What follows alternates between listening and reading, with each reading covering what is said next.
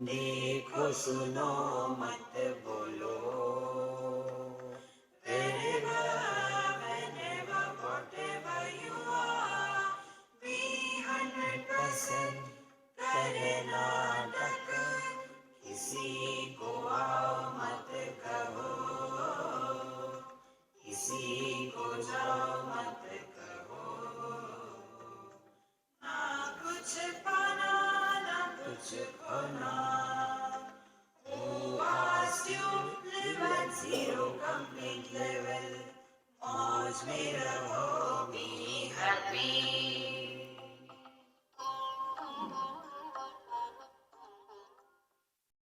श्री कृष्णा श्री कृष्णा श्री कृष्णा श्री कृष्णा। गुरुर्ब्रह्मा गुरुर्विष्णु गुरुर्देवो महेश्वरः, गुरु साक्षात् परं ब्रह्म तस्मै श्री गुरवे नमः। तस्मै श्री गुरवे नमः। पुनरपि जननं पुनरपि मरणं पुनरपि जननी जठरे शयनम्, इह संसारे बहुदुस्तारे कृपया पारे पाहि मुरारे। सब सुन रहे हैं ना? आप पीछे जाके बैठो, फिर आपको सुनने को आएगा। सब ठीक है यार।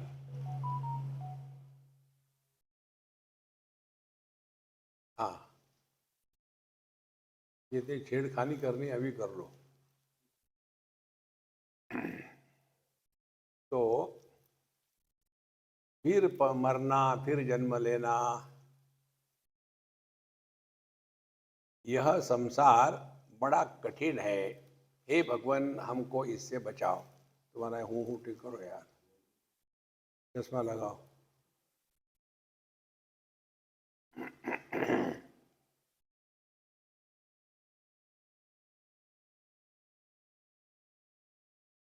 इससे नहीं होता, इससे हूँ ज़्यादा होता है। लेकिन आज नहीं हो रहा है। करो, मुझे क्या फर्क पड़ता है, मुझे तो टाइम पास करना है।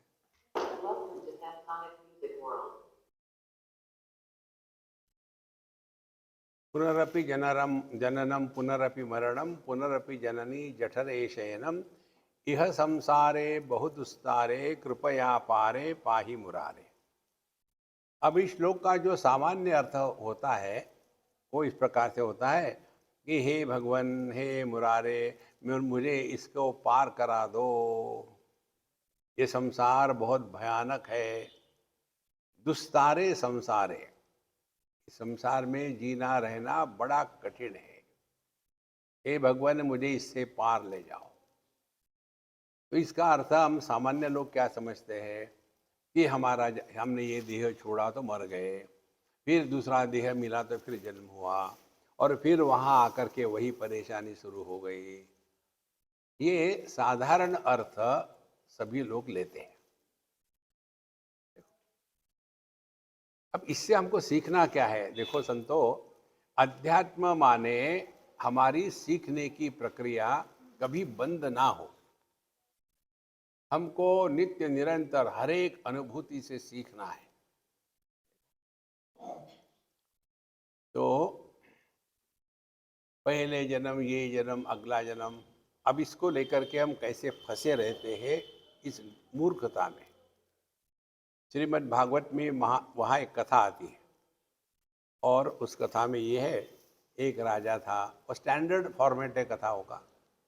एक राजा था, उसको एक नहीं दो नहीं 100 रानियां थी, फिर भी बच्चा नहीं हो रहा था।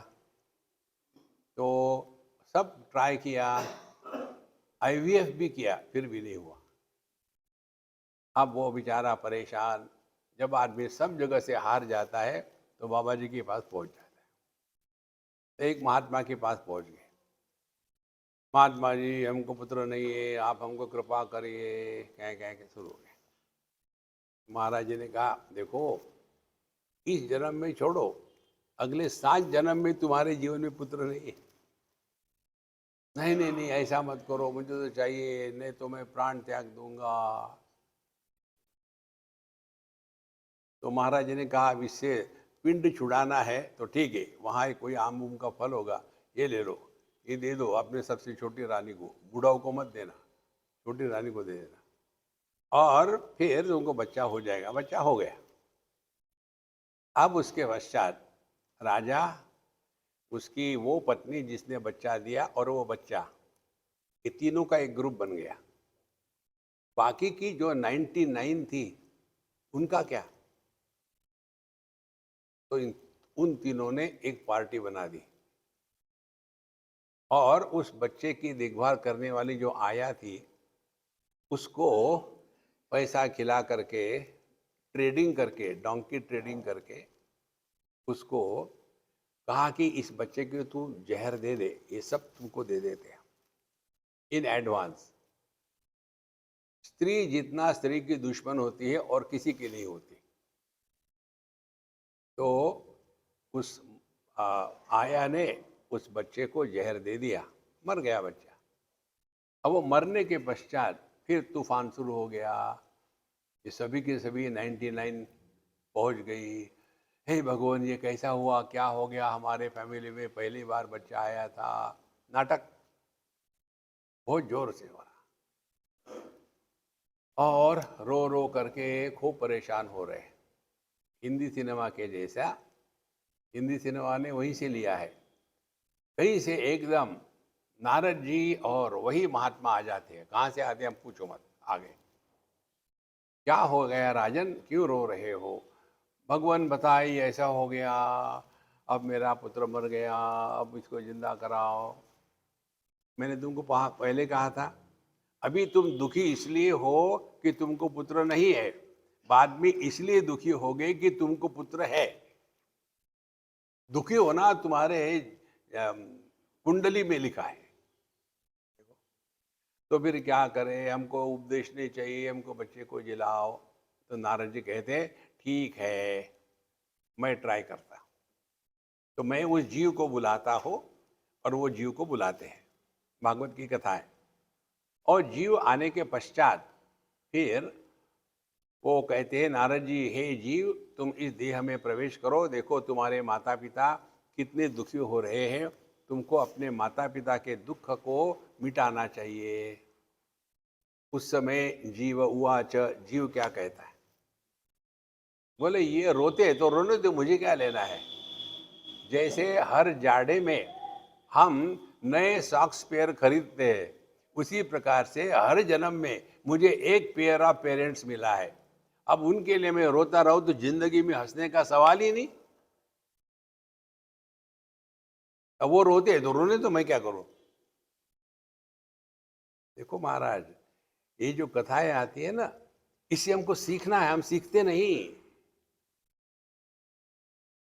कितनी महत्व की बात है। तो पुनरपि जननम पुनरपि मरणम का अर्थ ये नहीं है कि हम मरते पैदा होते हैं। इसका अर्थ है पहले जन्म किसको कहते हैं ये कहो। जन्म होता है देह का, देह बढ़ता है और उसके ऊपर में उपाधियों का बोझा डाल दिया जाता है कि हम गुजराती है, हम सिंधी है, हम मारवाड़ी है, उसके बाद हम ब्राह्मण है, क्षत्रिय है, वैश्य है, शूद्र है, उसके बाद हम हिंदू है, मुसलमान है, क्रिश्चियन है, सिख है, उसके बाद फिर हम अच्छे हैं, लोगों के जैसे नहीं है। कितना बोझा डाल दिया। हर एक उपाधि के साथ हमारा एक नया जन्म होता है। देखो, तो हम एक नहीं है, हम एक क्राउड है। कितने हैं हम? मैं स्त्री, मैं पुरुष, मैं पति, मैं भाई, मैं बहन, मैं पत्नी, मैं पढ़ा लिखा, मैं अनपढ़, कितने मैं हो गए। ये इतने जन्म हो गए हमारे। तात्पर्य क्या है? उपाधि के साथ तादात्म्य, यही जन्म है। जैसे ये सुंदर मंदिर है, अब इस मंदिर की कोई ना कोई कमेटी होगी। अब इस मंदिर के कमेटी के साथ तादाद में हो गया तो फिर मैं अमुक हूँ, मैं तमुक हूँ, और उसके बाद वो कमेटी बदल जाती है तो अब मैं वो नहीं हूँ, तो पहले जन्म हो गया फिर मृत्यु हो गया, अब मुझे क्या मालूम। समझ लो संतो, जन्म देह का भी नहीं होता, हमारा भी नहीं होता। जन्म का तात्पर्य इतना ही है, उपाधि के साथ तादात्म्य हुआ, जन्म हो गया। इसको ठीक से समझ लेना। एक पतित पावन सीताराम हमारे पास आए और हमको कहते हैं, स्वामी जी मेरे पत्नी को इतना समझा दो कृपा करके कि मैं उससे उम्र में बड़ा हूँ, थोड़ा तो मेरा आदर करे। वो तो मुझे एकदम कैसी तुच्छ मानती है, उम्र का तो ख्याल रखे। तो हमने उनको पूछा, आपका विवाह आगे पीछे हुआ कि साथ साथ हो गया? माने ऐसा है क्या, पहले उसका विवाह हो गया फिर आपका हो गया? अरे नहीं, आप क्या पूछ रहे हैं, प्रश्न का उत्तर दो, आर्ग्यूमेंट मत करो। बोले हाँ, साथ साथ हो गया। विवाह के पहले आप पति थे क्या? नहीं। विवाह के पहले वो पत्नी थी क्या? नहीं। तुम्हारी कंप्लेंट किसके बारे में है? पत्नी के बारे में। कौन कर रहा है? पति। पति पत्नी की आयु हमेशा एक होती है।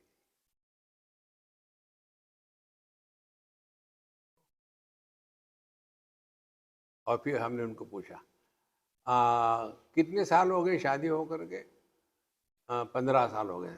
हमने कहा और 4 साल तक झगड़े करते रहो, पब्लिक को फ्री एंटरटेनमेंट मिल जाता है, झगड़े करते रहो, फिर उसके बाद सब शांत हो जाएगा। बोले क्यों? टीनेज क्रॉस हो गया। 19 माने टीनेज ना, 19। एक बार आपकी 19 साल पूरे हो गए, उसके बाद आपके हृदय में ज्ञान प्रकट होगा। It is easier to deal with the known enemy than to deal with the unknown friend. देखो महाराज, जन्म किसको कहते हैं? किसी के भी साथ तादात्म्य किया और उस तादात्म्य के कारण जो नहीं है वो पैदा होता है। अब पुरुष से पति को अलग करके दिखाओ, देखो, स्त्री को मां से अलग करके दिखाओ, और परेशान कौन हो रहे हैं? जिनका कहीं अस्तित्व ही नहीं है। अब जो नहीं है उसको आप क्या मदद कर सकते हैं? एक गंदे पानी में प्रतिबिंब पड़ा है और आपने देखा, अरे अरे बेचारा कितने गंदे पानी में पड़ा है, मैं इसको निकाल लेता हूँ। उसमें डालो कोई फिशिंग थिंग और फिर निकालने का प्रयत्न करो, जिंदगी भर करते रहो, कचरा ही हाथ में आएगा, वो नहीं आएगा। ये इसका तात्पर्य है। पुनरपि जननम पुनरपि मरणम। पहले मैं छोटा था, फिर मैं मर गया, फिर मैं जवान हो गया, फिर मैं मर गया, फिर मिडिल एज हो गया, फिर मैं मर गया, अब मैं बूढ़ा हो गया। यहाँ रुक जाते। देखो संतो, इसको कहते हैं अध्यात्म। तो पुनरपि जननम पुनरपि मरणम, कितने हमने नाटक किए हैं। तो करें क्या? एक ही उपाय है जीवन की सभी समस्याओं को मिटाने का, और वो है रामलीला या कृष्ण लीला। लीला में सब कुछ दिखता है, हो रहा है, होता कुछ नहीं। जैसे अपनी क्या चल रही है? सत्संग लीला, मानो सब सुन रहे। देखो संतो, यह संसारे बहु दुस्तारे कृपया पारे पाही मुरारे। भगवान क्या कहेंगे? अरे यार, तुम नाटक देख के सीरियस हो रहे हो, ये नाटक है, सीरियस मत होना।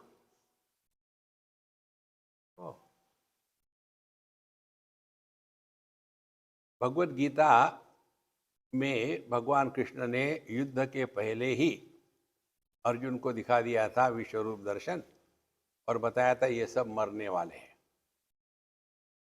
तो भगवान को जब मालूम था कि ये युद्ध होने वाला है, इस युद्ध में ये होगा, ये मरेंगे, तो अभिमन्यु को जब सभी बड़े बड़े योद्धाओं ने मारा, तो वहां भगवान कृष्ण देख रहे थे ना क्यों नहीं मारा, उनको रोका? उनको मालूम था ये नाटक चल रहा है, नाटक में वो अपना रोल कर रहे हैं, हम अपना रोल करें। और कैसा करें? Wherever you are, whenever you are, whatever you are, be 100%।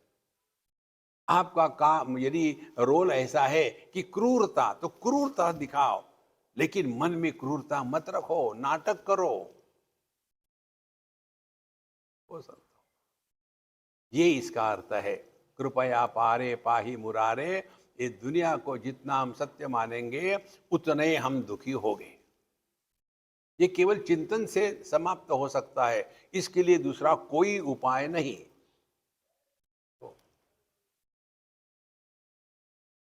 और जिस दिन ये बात स्वीकार हो जाती है, तब हम चिंतन करने लग जाते हैं कि हम अपने को जो समझते हैं, ये कब समझते हैं? जब हमारा तादात्म्य देह के साथ हो गया, उसके बाद मैं स्त्री मैं पुरुष सब तमाशा खत्म शुरू हो गया।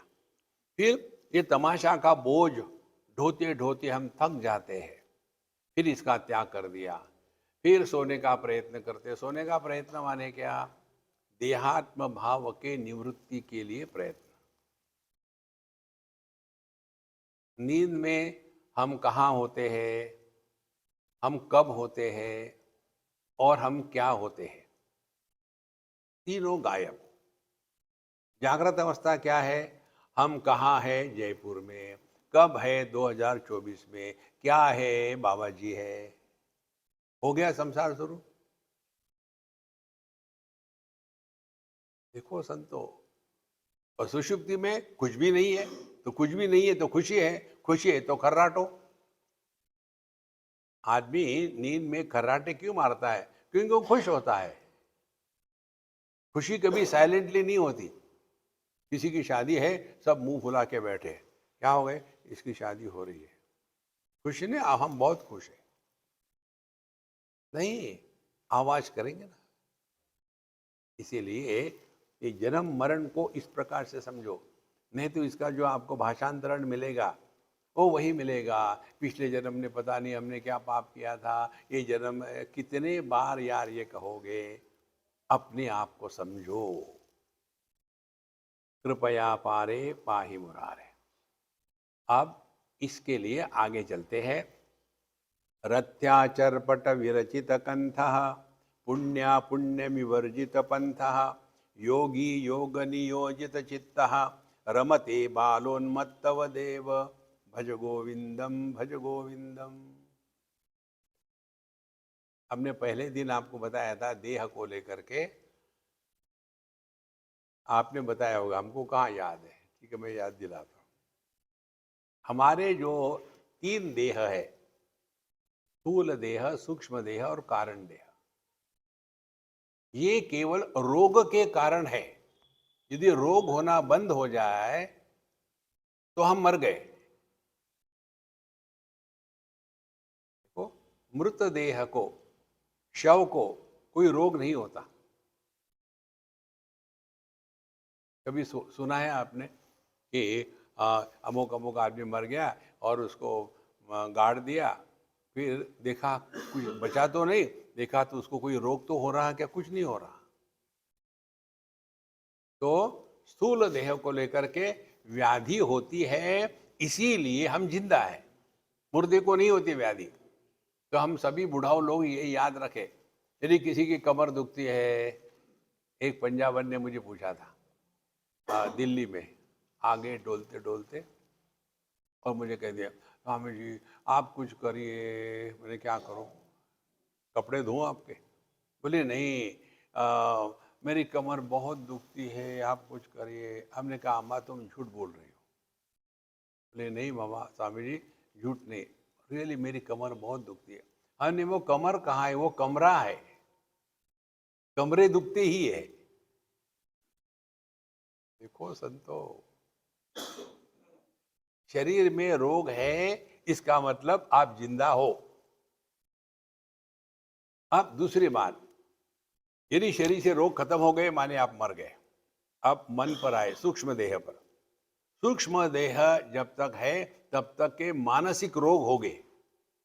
मानसिक रोग क्या है? काम, क्रोध, लोभ, मोह, मद, मात्सर्य। इस सब का मूल क्या है? कामना या इच्छा या डिजायर। मन का एक ही रोग है। भगवान कहते हैं तीसरे अध्याय में, काम एष क्रोध एष रजोगुण समुद्भव महा अशनः महापाप्मा विद्धेनमिह वैरिणम। यह जो काम है यही हमारे सूक्ष्म देह का रोग है। यदि हमारे मन में कामना उठे ही नहीं, कैसे? जो थारी राय सो मारी राय, तो हो रहा ठीक है, नो प्रॉब्लम। तो जब कामना खत्म हो जाएगी तो क्या होगा? ध्यान से सुनना। सूक्ष्म देह माने मन मर जाएगा। अरे राम राम राम राम राम, हम मर जाएंगे? अब यहां समझ लो, एक मटका है, घट है। आज मैं जब सुबह का वॉक कर रहा था ना, तो अब मेरे दिमाग में ये चिंतन चल रहा था। एक घट मटका है, मिट्टी का बना। अब वो घट मटका क्या है? उसको नाम है और रूप है। और ये नाम रूप किसके ऊपर अध्यारोपित किए हैं? मिट्टी पर। तो मटका क्या हो गया? मिट्टी जमा नाम जमा रूप, ये तीनों को मिला करके मटका बना है। अब समझो मटका टूट गया या तोड़ दिया, मटका नष्ट हो गया, लेकिन मिट्टी ज्यों की त्यों है ना। तो सिद्धांत क्या हो गया? कार्य का लय कारण में होता है। आभूषणों को गला दो तो वो कहाँ जाते हैं? कारण में, सुवर्ण में वापस जाते। ये नियम है, कार्य का लय कारण में होता है। अब देखो, जब स्थूल देह के रोग खत्म हो गए, मर गया देह, माने क्या? अब ये जो पंच महाभूतों से बना हुआ था, ये पंच महाभूत अपने अपने जगह वापस चले जाएंगे। तो कौन मरा? ये तो ऐसा ही है, किसी ने बहुत सारा बैंक से कर्जा ले लिया और फिर कर्जा वापस नहीं करता, तो बैंक आकर के घर ले रही है, ये कहता है मेरा बड़ा नुकसान हो गया। काहे का नुकसान हो गया? तुमने लिया था, वापस करो। इसी प्रकार से ये पंच महाभूतों से हमने इकट्ठा करके देह को बनाया है, तो ये वापस चला गया, कोई मरता नहीं। फिर मन, इसमें कामना ना हो तो मन या सूक्ष्म देह मर जाएगा। माने क्या होगा? आप ध्यान से सुनना। मन क्या है? मन कार्य है, और कारण क्या है? चेतना है। चेतना कार्य है और कारण क्या है? चैतन्य है। तो नियम क्या है? कार्य का लय कारण में होता है। तो बहुत कठिन नहीं है ये शब्द। कार्य है, मन कारण है। इसी को लेकर के हमने आपको कई बार बताया है, अपने आप से बोलना बंद करो। तो आज सुबह हम जब जाते हैं ना वॉक करने के लिए उस गार्डन में, तो वहाँ दो प्रकार के लोग वॉक करते हैं, पुरुष और स्त्री। पुरुष जो होते हैं वो बिल्कुल फट फट फट अपने जितने चक्कर काटने काट के चले जाते हैं। माताएं डोलते डोलते चलती है, उन्होंने ये कहा था, इसने ये कहा था, उसने वो कहा था, फिर आपको हॉर्न बजा करके साइड मारनी पड़ती, then you can go ahead. कितना बोल लो बाबा, चुप हो जाओ ना। नॉन स्टॉप को को को को को को को को को को को। कारण क्या है? जिसके मन में अशांति है वो शांत नहीं रह सकता, वो बोलेगा ही। अशांति की अभिव्यक्ति शब्दों में होती है, और शांति की अभिव्यक्ति आप बोलते नहीं। बोलना माने क्या? कामना, ये अच्छा नहीं, वो अच्छा नहीं, ये होना चाहिए, वो होना चाहिए। जब सभी कामनाएं शांत हो गई तो मन जो है, मन रह ही नहीं सकता। फिर मैं चैतन्य में, मन चैतन्य में वापस चला गया। ये है मन का मृत्यु। तो कौन मरा? कुछ नहीं मरा। लहरें जब मिट जाती है तो मरती है क्या? वो वापस चली गई फिर जहां से आई थी।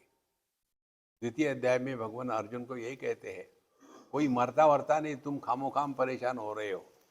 अव्यक्तादीनि भूतानि व्यक्त मध्यानि भारत अव्यक्त निधनान्येव तत्र का परिदेवना। हम सभी के सभी पहले अव्यक्त थे, फिर व्यक्त हो गए, फिर अव्यक्त हो जाएंगे। कौन पैदा हुआ, कौन मरा? समुद्र पर लहरें कोई बाहर से आती है क्या? सभी की सभी लहरें समुद्र से ही निकलती है, समुद्र पर ही रहती है, समुद्र में ही वापस जाती है। तो जब समुद्र पर लहरें आती है तो वो अमीर नहीं होता, और जो खत्म हो जाती है वो मरता नहीं। आभूषण सुवर्ण पर बाहर से नहीं अध्यारोपित करते, ये तो सुवर्ण को ही आभूषण को रूप में बना दिया है। धीरे धीरे ये सूक्ष्म बात जब हृदय में जाएगी ना, तब आप देखेंगे असली साधना है कामना से निवृत्ति।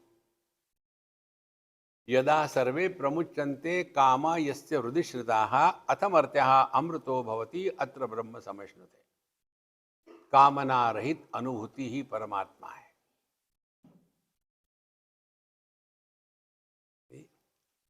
और ये दो खत्म हो गए देह, फिर तीसरा देह कारण देह, वो भी खत्म हो गया।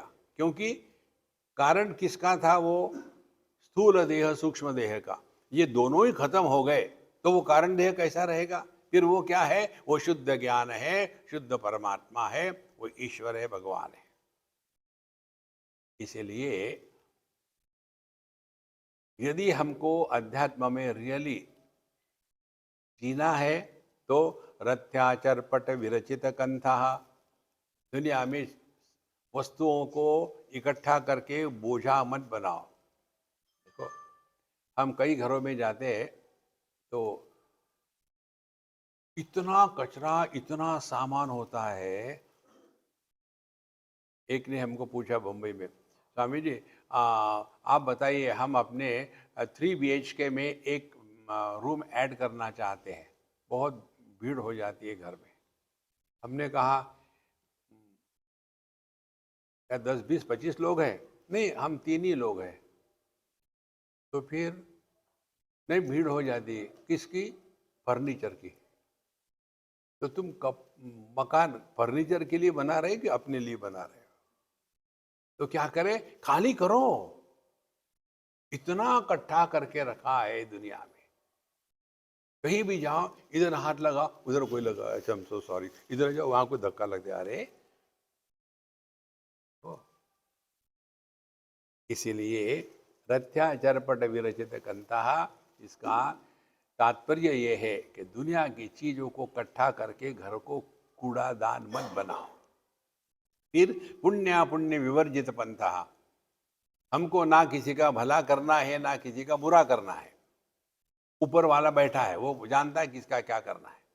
फिर हमको क्या करना है? आप प्रसन्न रहो। प्रसन्न रहने से हमारे अगल बगल में जो भी आते हैं उनको 2 क्षण के लिए क्यों ना हो खुशी मिल जाती है। आपका जीवन सफल हो गया।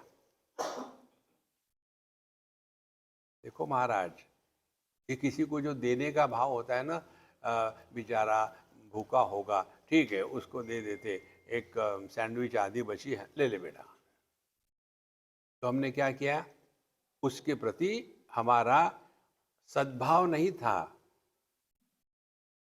देखो, किसी को ऐसी दया लेकर के काम नहीं करना। तो करना ही है तो सेवा करो। भज गोविंदम भज गोविंदम। हम अपने घर में माता पिता की सेवा करते हैं, देश भक्त होता है, मातृभक्त होता है, पितृभक्त होता है, और कई घरों में कुत्ते होते हैं। कुत्ता भक्त होता है क्या? कुत्ते की हम सेवा करते हैं क्या? जिसकी सेवा करते हैं उसके प्रति आदर्श और आदर का भाव होता है। तो इसीलिए पुण्य पुण्य विवर्जित पंथा, सबके प्रति हमारे मन में आदर का भाव रहे, और जैसा सहज जीवन से हो रहा है वैसा करता रहे। किसी का भी भला करने का प्रयत्न मत करो। किसी का भला करना माने क्या? समझ लो। समझो, समझो क्यों? मैं बीड़ी सिगरेट नहीं पीता, तो मैं क्या सोचूंगा भला करना वाले। दुनिया में किसी ने भी बीड़ी सिगरेट नहीं पीनी चाहिए, वो स्वास्थ्य के लिए हानिकारक है। और मुझे ऐसा लगेगा, देखो मैंने समाज की कितनी सेवा करी है। कौन सी सेवा करी है? अपने विचारों को अन्य पर लाद रहे हैं। ये सेवा नहीं है, ये दुराग्रह है। बहुत महत्व की बात है महाराज। ये दुनिया में प्रभु अनेक रूप लेकर के आता है, हमको उसके प्रति परमात्मा के दृष्टि से ही देखना है। पुण्य विवर्जित पंथः, फिर योगी योग नियोजित चित्तः। फिर हमको जगत में जीते समय कैसे जीना है? हमारा ध्यान हमेशा अपने मन के शांति के तरफ रहे। Never justify you are disturb. मन के विक्षेपों का समर्थन ना करे। विक्षेप का कारण एक ही है, हमारे अंतःकरण में इच्छाओं का भंडार भरा हुआ है। ऐसा होना चाहिए, वैसा होना चाहिए, ये होना चाहिए, वो होना चाहिए। जैसे हम खाना खाने को जाते हैं तो और ले लो, नहीं अब नहीं ले सकता मैं, नहीं और ले लो, हमने आपके लिए बनाया। माने क्या? अपनी मनवाना, ये उनका प्रेम होता है। लेकिन अपने मनवाने से अगले मर रहा है तो क्या फर्क पड़ता है? सबसे बड़ा ग्रह मालूम है कौन सा होता है? शनि नहीं, रवि नहीं, मंगल नहीं, बुध नहीं, सबसे बड़ा ग्रह होता है दुराग्रह। हमेशा अपनी ही मनवाना नहीं। देखो, तो योगी योग नियोजित चित्तः।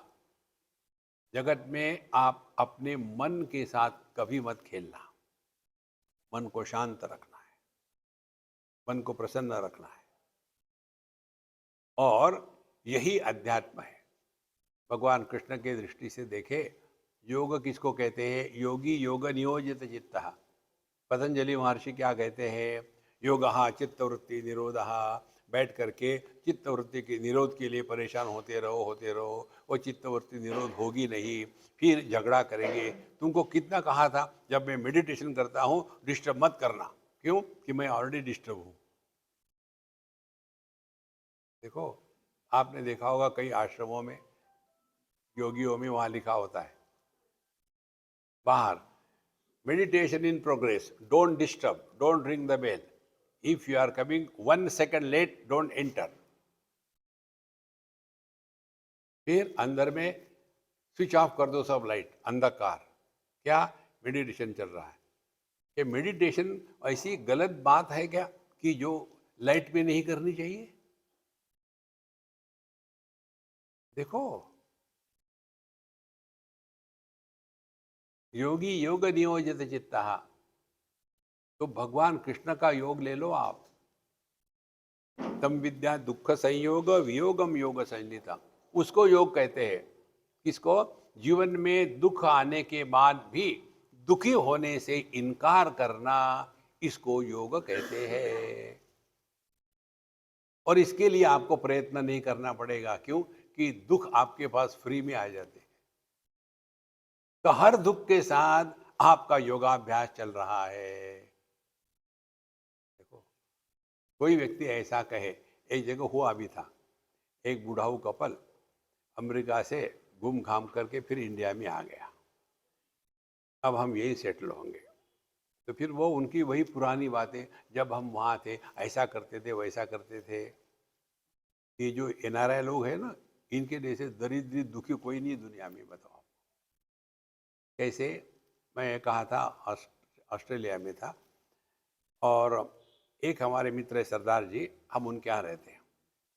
अभी उनका लड़का तो शादी हो गई, बड़ा हो गया। उस समय वो छोटा था, 7-8 साल का। तो वो मुझे, स्वामी जी चलो हम लोग फुटबॉल खेलेंगे। हमने कहा यार मैं नहीं खेल सकता, थोड़ा तो खेलो मेरे साथ। तो मैंने खेला। हमने कहा अब तुम मेरे प्रश्न का जवाब दो, तुम कभी इंडिया जाते हो क्या? हमने, हर साल जाते हैं। मुझे ये बताओ कि तुम वहाँ जाते हो, यहाँ रहते हो, मुझे जो मालूम नहीं वो तुम बताओ। बोले बड़ा सिंपल है स्वामी जी। क्या है? बोले जब हम इंडिया जाते हैं तो ऑस्ट्रेलिया की बात करते हैं, और जब ऑस्ट्रेलिया में होते हैं तब इंडिया की बात करते हैं। दोनों जगह में रहते नहीं। तो ऐसा ये बुढ़ाऊ कपल था। अब अपने बात बता रहा था, बुढ़ापे में पति पत्नी को चाबी मार के छोड़ दो ना, बड़ा टाइम पास हो जाता है। तो हमने कहा कि बाबूजी आप बताइए वहाँ आप कितने घूमे, पूरा अमेरिका में तो क्रॉस किया होगा आपने, क्योंकि जो भी वहाँ जाता है ताज़ा ताज़ा उसकी यही होती है कि ईस्ट कोस्ट से वेस्ट कोस्ट तक के कार में जाएंगे, 4 दिन 6 दिन। आपने भी किया होगा। एक्सीडेंट हुआ कि नहीं? स्वामी जी मेरा एक भी एक्सीडेंट नहीं हुआ, मेरा ड्राइविंग लाइसेंस क्लीन है, एक भी नहीं। अब बुढ़ाओं ने कहा पत्नी चुप बैठी तो उसका पति के प्रति प्रेम नहीं है। कैसा होगा आपका? फट से एकदम भोंक देगा। कैसा होगा? कभी गाड़ी चलाई थी? अब गाड़ी चलाई ही नहीं तो आपके ड्राइविंग लाइसेंस पर काय का धब्बा लगेगा? तो महाराज जहां है वहां रहो ना। स्थान और काल जाने कहाँ गए वो दिन। जब हम छोटे थे उस समय की बात है, ये हम लोग समझते नहीं। Nobody is interested in our past, they are concern about their future. लेकिन हमारे पास क्या है? जेब में मूंगफली होगी तो क्या काजू बांटेंगे? इसीलिए योगी योग नियोजित चित्तः, जितने आप शांत रहते हो ना उतने आप देश काल वस्तु इनसे मुक्त हो जाते हो। संसार केवल 3 पैरामीटर्स है, ए मैट्रिक्स ऑफ 3, देश काल वस्तु, देश काल वस्तु। इसका जो मैट्रिक्स है उसी में पूरा जीवन चलता है। इसीलिए योगी योग नियोजित चित्तः का अर्थ क्या हो गया है? अपने भूत के बारे में ना बोले, भविष्य की चिंता ना करे, किसी का कंपैरिजन ना करे और मौज में रहे। दुख तो हर एक के जीवन में आते हैं, लेकिन दुख आने के बाद दुखी होना या नहीं होना ये हमारे हाथ में है। आप दुख को दुखी कर डालो ना। देखो जैसे मैं बोल रहा हूं, बोलना भरी मेरे मुंह में होगा, लेकिन सुनना या नहीं सुनना आपके कान में है ना। यही बात मन की है। दुख आया, ठीक है आया, फिर दुखी होना या नहीं होना ये आपके हाथ में है। तो हर एक व्यक्ति दुखी अपने चॉइस से होता है। You refuse to be miserable, even God will fail to make you miserable. देखो महाराज, लेकिन थोड़ी मुंह लटकाए बैठे हैं। भगवान ने इतना सुंदर जीवन दिया है, हंसते रहो, खेलते रहो, मस्त रहो, चुस्त रहो, स्वस्थ रहो, व्यस्त रहो। लेकिन हमेशा क्या हो गया बाबूजी? हाँ जिंदा है, मरो ना फिर। हाँ नाश्ता हो गया, हाँ कोई टुकड़ा फेंक देता है तो खा लेते हैं। ऐसे जो डिस्गस्टेड एग्जिस्टेंस है। ये हम आपको कहानी नहीं बता रहे, हमने देखा है कई लोगों का ऐसा। उनके मन में प्रसन्नता नहीं होती। सब ठीक ठाक चल रहा है ना? हाँ कभी किसी का ध्यान जाता है तो पूछ लेते हैं कि आपको ठंड तो नहीं लग रही, कोई चाहिए तो नहीं, नहीं तो हम अपने ऊ करके बैठे रहते हैं। अरे दरिद्री, देखो मन दुख का अनुभव देता है, लेकिन दुखी हम अपने चॉइस से होते हैं। जो लोग जाते हैं ना देशों में, उनको इमिग्रेशन फॉर्म मिलता है। अभी कई देशों में बंद हो गया वो, लेकिन अभी भी यूएसए में चले जाओ वहाँ भी मिलता है। वहाँ भी शायद रिसेंटली बंद हो गया। वहाँ लिखा होता है और सबका उत्तर आपको येस नो में देना है। Are you a member of terrorist organization? Yes no. Are you carrying deadly weapons on your person? Yes no. 1 2 3 4 25 प्रश्न है और सबका उत्तर आप दे सकते हैं। नो नो नो नो कर दो, झंझट खत्म। इसी प्रकार से आप इस दुनिया में आ रहे थे ना, तब कन्हैयालाल ने आपके हाथ में एक इमिग्रेशन फॉर्म दिया था। उस पर लिखा था, अनित्यम असुखम लोकम इमं प्राप्य, तुम इस अनित्य दुख से परिपूर्ण विश्व में प्रवेश कर रहे हो। प्रश्न पूछा, क्या तुम दुखी होना चाहते हो? ऑप्शन दिया, यस और नो। जिन्होंने ऑप्शन किया यस, भगवान कहेंगे तथास्तु, special brand of miseries will be sent to you. You refuse, आपके हाथ में है संतो ये।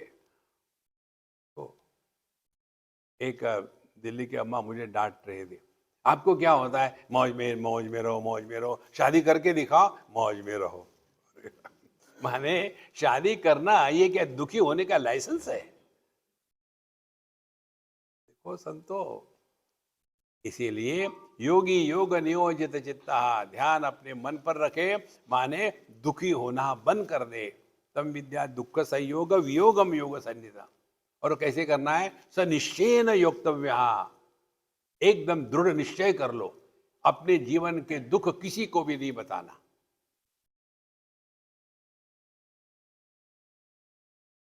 फिर क्या करो?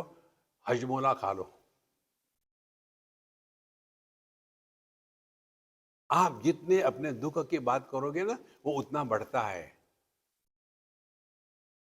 और क्यों करते हैं? दुखी व्यक्ति ज्यादा अहंकारी होता है, कम दुखी व्यक्ति कम अहंकारी होता है। भगवान को अहंकार है ही नहीं, इसीलिए परमानंद है। Don't justify you are miserable, make the miseries miserable. योगी योग नियोजित चित्तः रमते बालोन्मत्त वदेय। फिर ऐसे जो साधक होते हैं वो रमते, मौज में रहते हैं। कैसे? बाल उन्मत्तवत एव, जैसे बच्चे खुश रहते हैं, डांटो मारो ठीक है, 2 मिनट में एकदम ठीक हो गए, तो दिमाग पर चढ़ाते नहीं। या उन्मत्तवत, जैसे किसी ने सुरापान किया होगा तो उसको कोई फिक्र नहीं दुनिया की। जिसको ये अध्यात्म की मदिरा चढ़ जाती है ना, वो दुनिया में परेशान नहीं होता। और जो स्वयं परेशान नहीं होता, वो अन्य को भी परेशान नहीं करता। इसीलिए चिंतन करो। क्या चिंतन करे? कस्त्वं को हम कुतमायातः, कामे जननी को मे तातः, इति परिभावय सर्वमसारम, विश्वम त्यक्त्वा स्वप्न विचारम, भज गोविंदम भज गोविंदम। ये चिंतन करे। कहा त्वम, तुम कौन हो? हमको ये मालूम है हम क्या है, क्या है नहीं, कौन हो। कस्त्वम, को हम, और मैं कौन हूँ, आप कौन हो, कुत आयातः, कहाँ से आए, कामे जननी को मे तातः, कौन है हमारी माता पिता, इति परिभावय सर्वम असारम। माने जितने भी रिश्ते नाते जिसको लेकर के हम दुखी होते हैं, उनकी कहीं सत्ता नहीं है। इस चीज को आज पकड़ लो ना, तो आप दुखी नहीं हो सकते। हम 2 चीजों से दुखी होते हैं, एक तो वस्तुओं के संग्रह के साथ जो हमारा रिश्ता है उसके कारण, और दूसरा व्यक्तियों के साथ जो हमारा संबंध का रिश्ता है उसके कारण। और ये रिश्तों से या उपाधि से जो भी निर्माण होता है वो होता नहीं। इसको भी हमने कई बार बताया है। पुरुष से पति को अलग करके दिखाओ,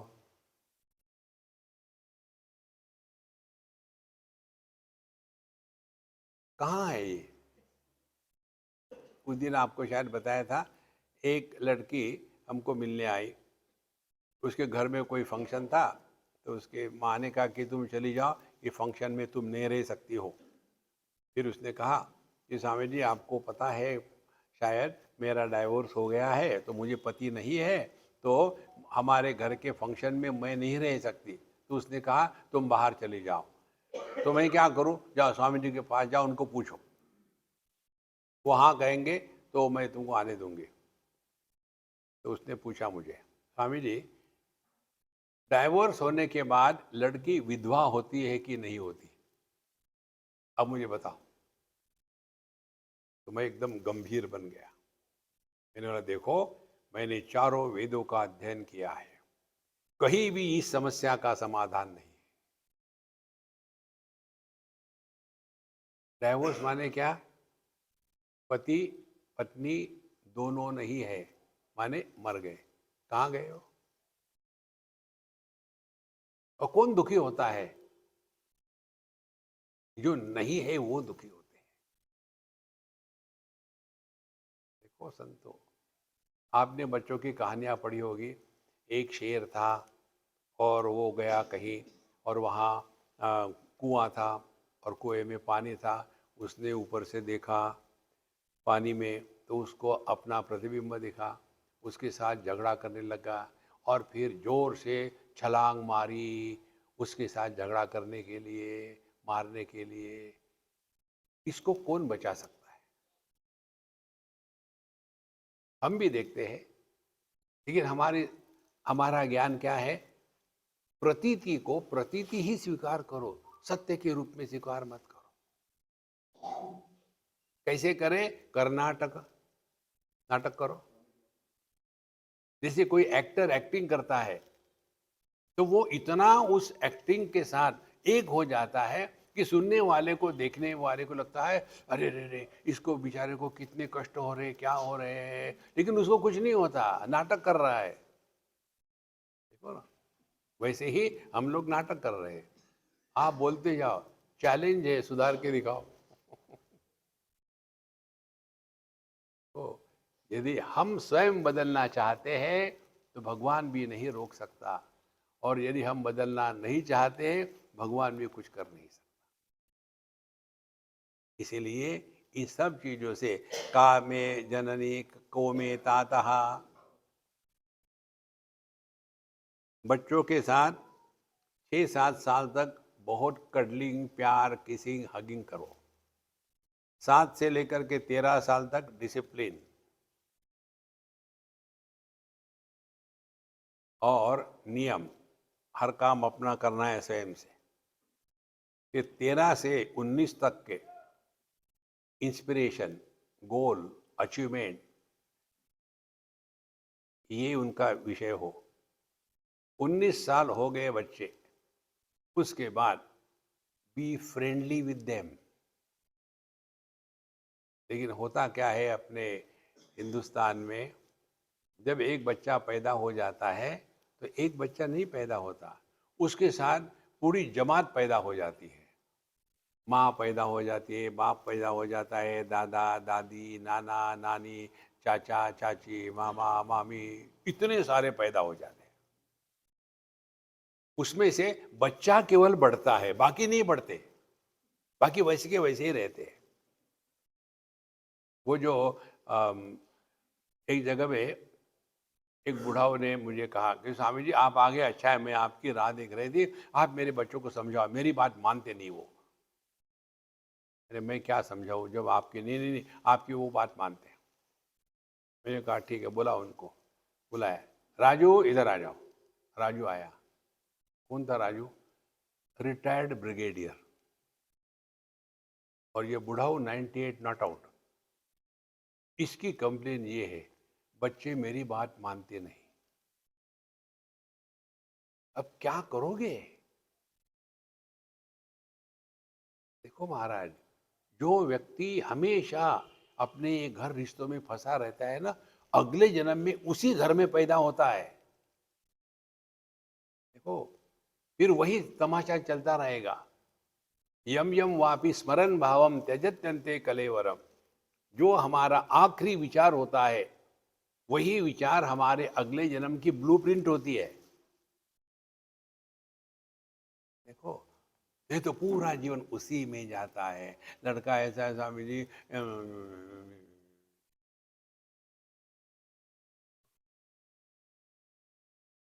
कामे जननी कोमे तातः, रिश्ते रखो, फंसो मत उसमें।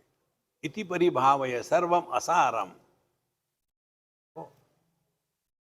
स्वप्न में कहाँ होती है हमारी माँ बाप, सुषुप्ति में कौन कहाँ होता है। देखो महाराज, ये सब नाटक चल रहा है, नाटक को नाटक ही रहने दो, उसको सत्य मत बनाओ। विश्वम त्यक्त्वा स्वप्न विचारम। फिर आगे चलते हैं। त्वयि मयि चान्यत्रैको विष्णु व्यर्थम कुप्यसि मयि सहिष्णु भव समचित्तः सर्वत्र त्वं वांछसि अचिराद यदि विष्णुत्वम। अब यहाँ साधना की सूक्ष्मता और बढ़ाते हैं। त्वयि मयि अन्यत्र एको विष्णु, सब में एक ही परमात्मा प्रकट हो रहा है। एक बल्ब मंदिर में भगवान के विग्रह को प्रकाशित कर रहा है, दूसरा बल्ब टॉयलेट में गंदगी को प्रकाशित कर रहा है।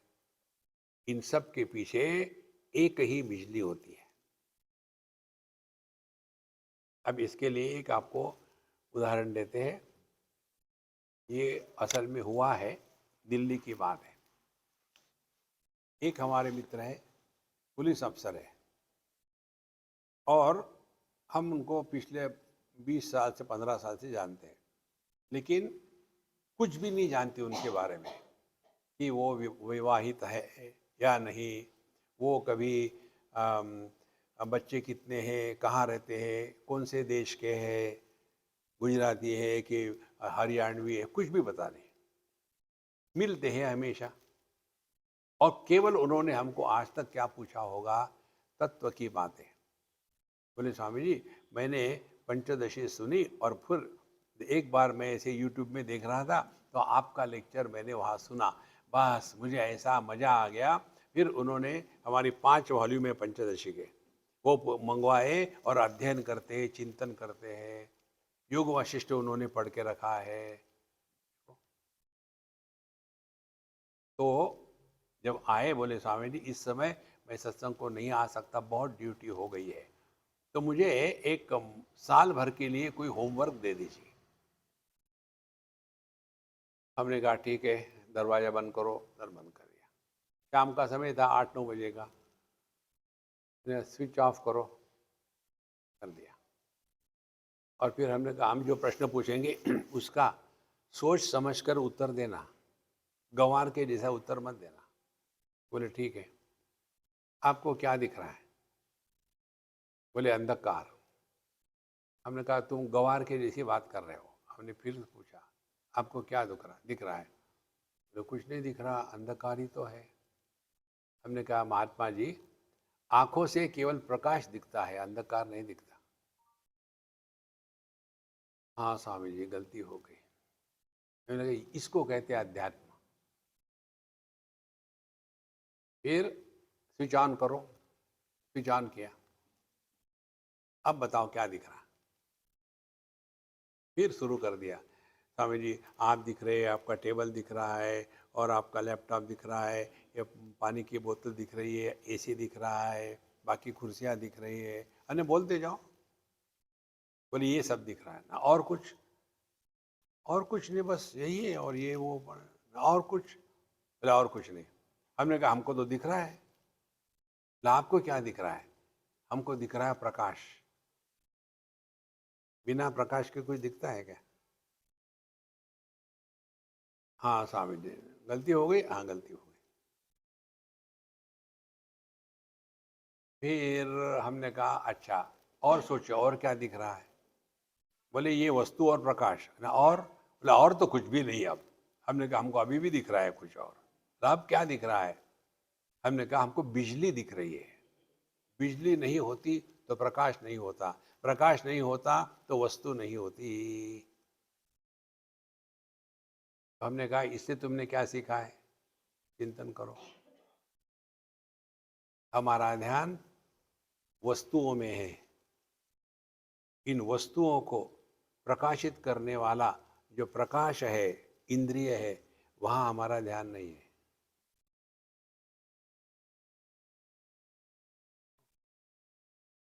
और ये इंद्रिय जिसका प्रकाश है, वो मन, वहाँ हमारा ध्यान जाता ही नहीं। तो साधना क्या हो गई? बाहर से हटो, धीरे धीरे अनेकता से हट करके एक के तरफ हमको चलना है।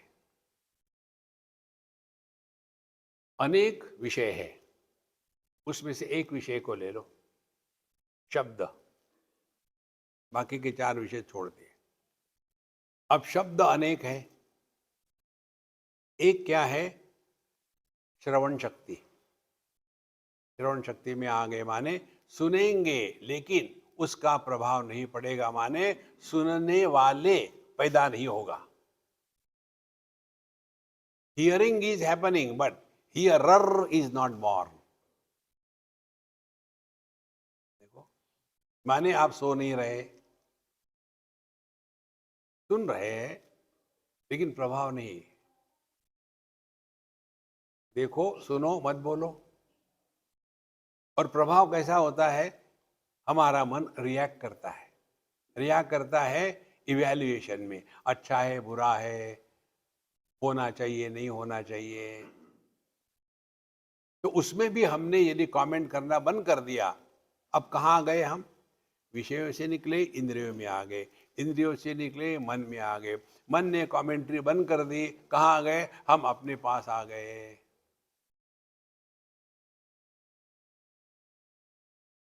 जब अन्य की प्रतीति होती ही नहीं,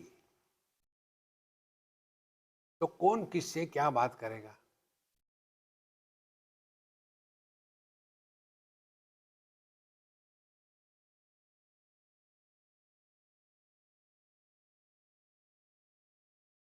ये है अध्यात्म।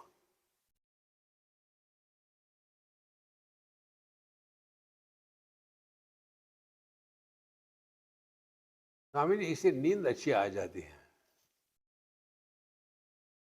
फिर आप योग्य दिशा में नहीं जा रहे हो, आप प्रकृति में खत्म हो गए हो। भगवद गीता में यही बात बताते हैं, या निशा सर्वभूतानाम तस्याम जागृति संयमी, यस्याम जागृति भूतानि सा निशा पश्यतो मुने है। जो अपने स्वरूप को पहचान चुका है, उसका जीवन क्या है? या निशा सर्वभूतानाम तस्याम संयमी जागृति।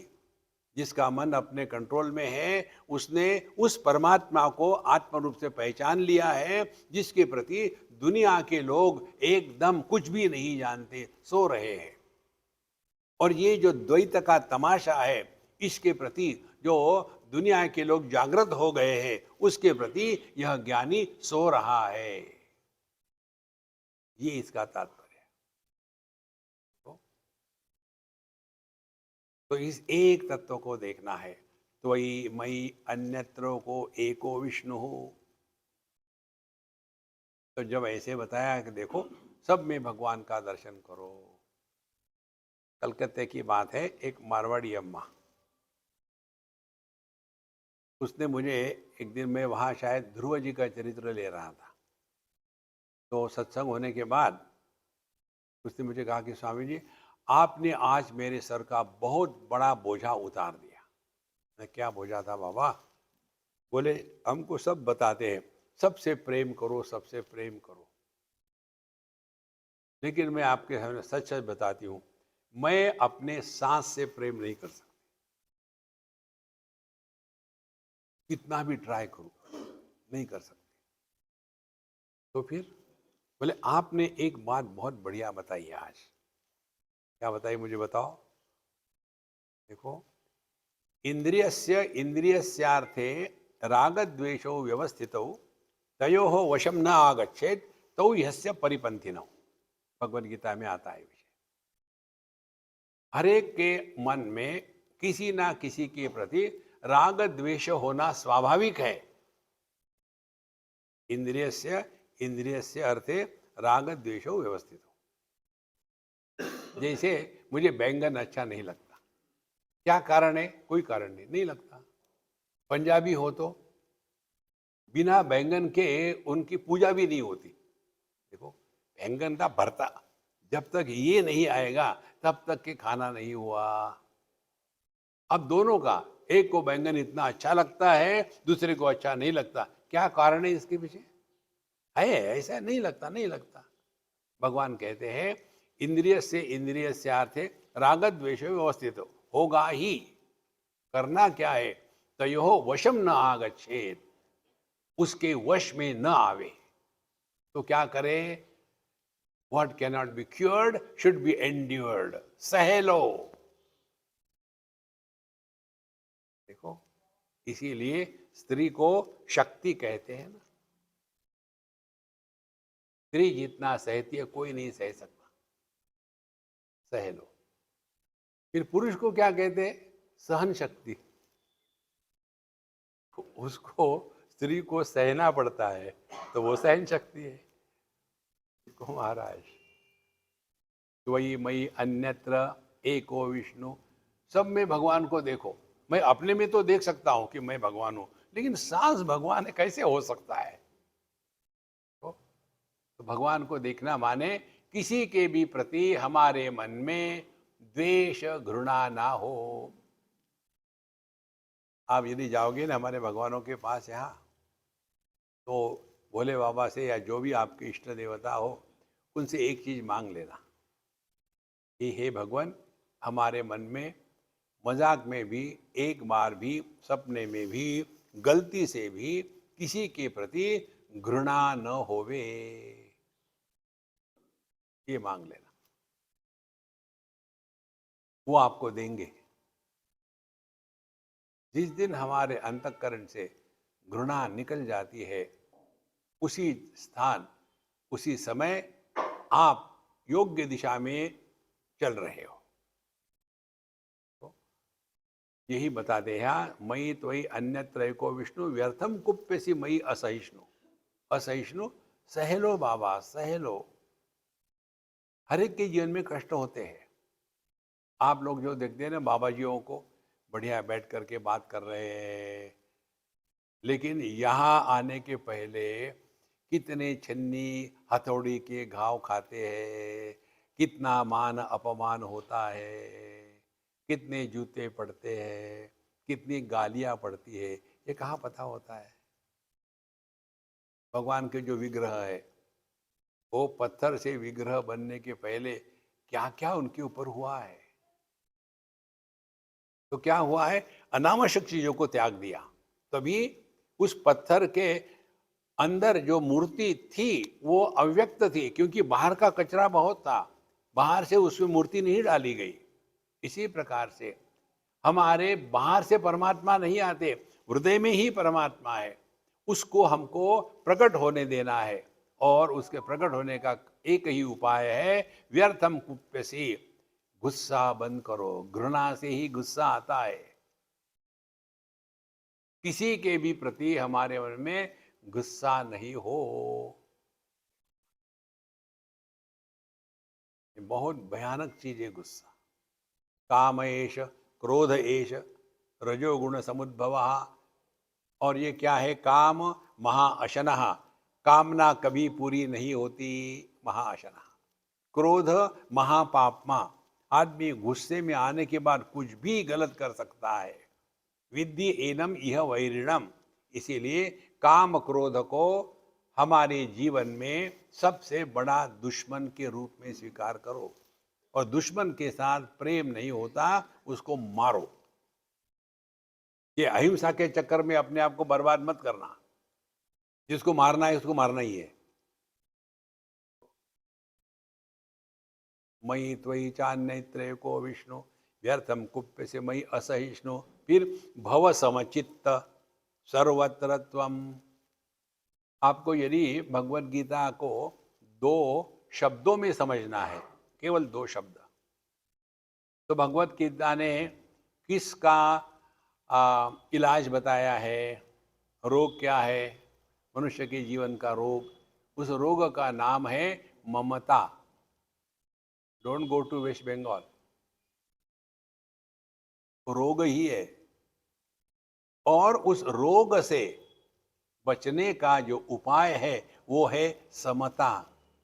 यही कहते हैं भव समचित्त। 4 बातें जैसे बताइए गीता में, कर्म, योग, भक्ति और ज्ञान। चारों में यही सिद्धांत है। सिद्ध सिद्धियो समो भूत्वा समत्वम योग उच्यते कर्म में। फिर योग में आत्मोपम्येन सर्वत्र समम पश्यति अर्जुन, वो योगी है। फिर भक्ति में तुल्य निंदा स्तुतिर मौनी संतुष्टो ये न केनचित, सब में समानता से रहना। ज्ञान में विद्या विनय संपन्ने ब्राह्मणे गविहस्तिनि शुनि चैव श्वपाके च पंडिताः समदर्शिनः इहैव तैः जितः सर्गः येषां साम्ये स्थितं मनः निर्दोषमि समम ब्रह्म तस्मात् ते ब्रह्मणि स्थितः। तो केवल यही बात बताए, भव समचित्तः, किसी के भी प्रति मन में घृणा ना हो। आपको अच्छा नहीं लगता तो नहीं लगता, लेकिन जितनी ज्यादा घृणा करेंगे उतना वो वस्तु या व्यक्ति हमारे हृदय में बना रहेगा।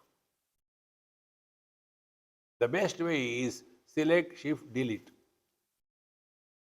Is no way out. इसीलिए भव समचित्तः, हर एक की अपनी अपनी समस्या होती है।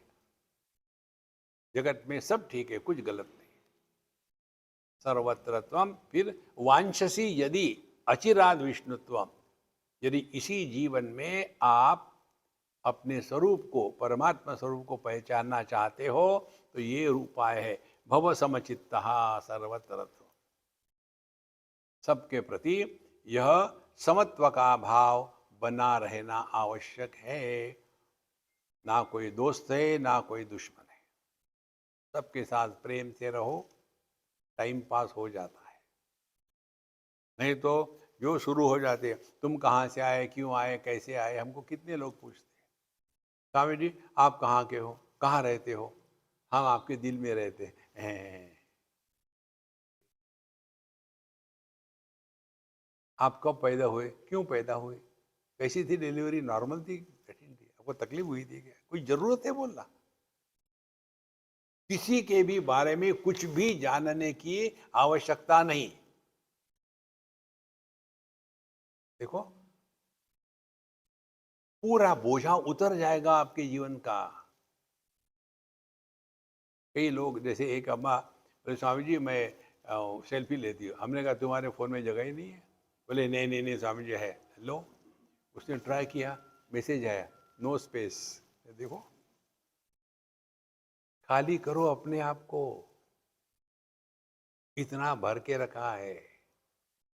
वस्तु, व्यक्ति और स्मृतियां, पुरानी बातों को मत उखाड़ो। पुराना देह था, आप नए हो, आपका ना जन्म हुआ है ना आप मरोगे, मरने भी नहीं देते, नहीं। Give it a try. ओम पूर्णमदः पूर्णमिदं पूर्णात् पूर्णमुदच्यते पूर्णस्य पूर्णमादाय पूर्णमेवावशिष्यते। ओम शांति शांति शांति। हरि ओम। श्री गुरुभ्यो नमः। हरि ओम।